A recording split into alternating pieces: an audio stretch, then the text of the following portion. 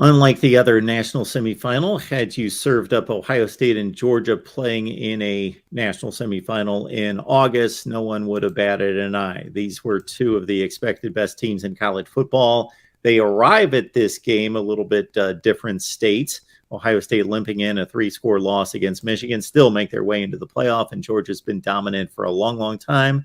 We got Steve Merrill on the line from WagerTalk.com. It's WagerTalk.com with Steve's money management system and all his selections on all the major sports right there at Wager Talk. Steve, this is a power matchup. Georgia, of course, playing better football recently. Ohio State trips up against Michigan, probably has separated this line to a certain extent, but Georgia's almost a touchdown favorite against the Buckeyes. Yeah, when the season began, we talked about this back in September. There were three teams that were ahead and above everybody else, at least in the future odds. It was Alabama actually a 2-1 favorite back in August. Ohio State 3.5-1. Georgia was actually 5-1. Georgia was only the third favorite when the season began. Clemson at 11-1 was the fourth team that was expected to be here. Everybody else, USC, Oklahoma 22-1, 25-1. Texas 33-1. Miami of Florida, Notre Dame 40-1 each. And then Michigan 50-1. They were 11th on that list.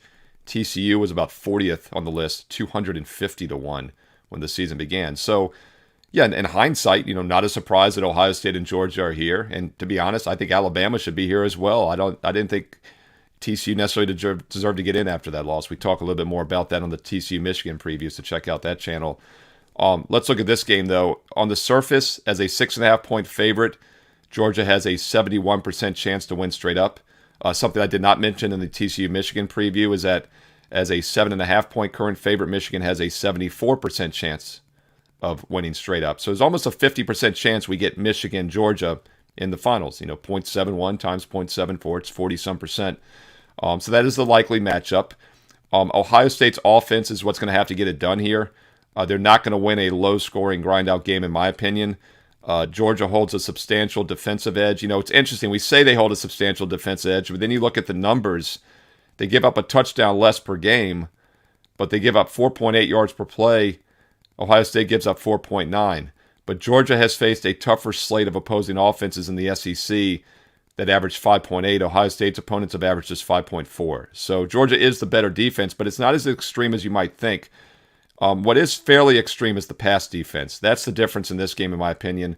Ohio State, for several years now, has been mediocre in the secondary. They gave up 6.8 yards per pass this year against teams that averaged 6.8. Georgia gave up 6.2, but their opponents averaged 7.4. They faced a lot of better passing opponents in the SEC. So that could be the difference in this game is pass defense.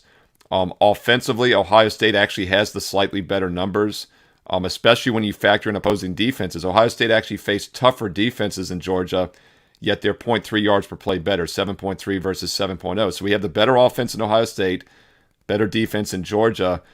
This game might be more competitive than people think. We talked about the blowout factor and how the Michigan-TCU game has a little bit of that all over it because there's usually one of these two games that's not competitive.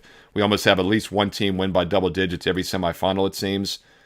It's hard to imagine Ohio State could beat Georgia by double digits. Maybe you could see Georgia doing it. They did it to Tennessee at home earlier this year. I did have a strong best bet on Georgia in that game for my clients. That was a home game, of course. Keep in mind, this game is in the Mercedes-Benz Dome in Atlanta. Not going to say Ohio State won't be packing the arena, but I do think you maybe give a point to Georgia. They're very familiar with this environment. They've played there almost basically every year. So we'll see how much that's worth. I think it's probably worth about a point in the power rating. And right now it's sitting below that key number of 7. Michigan's sitting 7.5. Georgia's sitting 6.5. There's about a 4 to 5% chance both teams win by exactly 7 points on average. So I think if you like Georgia, you probably want to go ahead and grab the 6.5 now before we get to New Year's Eve. If you like Ohio State, I would wait. There's some indicators that this line might hit 7 by kickoff. So it really depends on which side you're on when you play this game.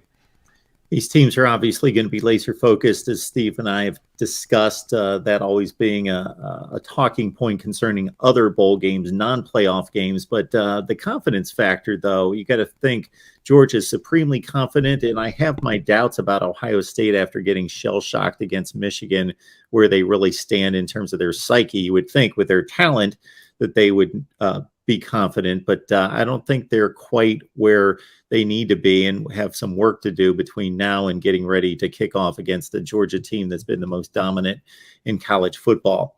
All right, Steve Merrill's works at wagertalk.com, folks. Get on over there. The money management system, in addition to all his selections on the NBA, college basketball, the NFL, and, of course, college football. And Steve's under-the-radar selection is a mere 12-1 against the spread. Where do you get that?